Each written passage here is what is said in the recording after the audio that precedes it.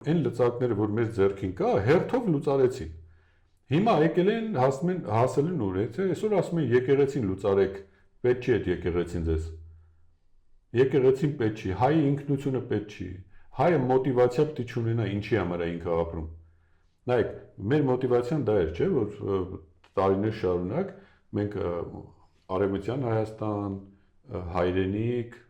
ցեղասպանություն եւ այլ գործողություններ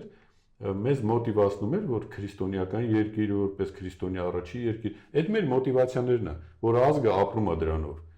Այդ մեջից հանես, այդ ազգից բան չի մնա, կդառնա զիբիլ։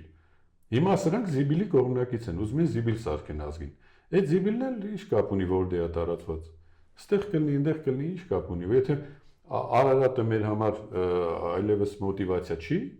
ասում Արագածը բան արեք, այսինքն հասկանում եք ինչ է ասում։ Այդ մոտիվացիան ցանկացած ազգ իր մոտիվացիայով է զոր։ Համեմատեք հрьяաների հետ։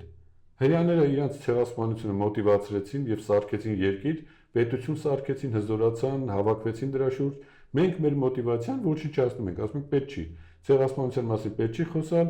պատմությունը պետք չի հիշել, Արարատը մերը չի, էսի չի, էնի չի, էնի չի։ Այսինքն այս մարդիկ ոչնչացնում են հային։ Հայից մնալու է մենակ ինչ-որ բան ուտող չէ, լափող ու մարսող։ Այդպիսի մի հատ կենթանի են ուզում սարքեն, որ բայց դες չի լինելու։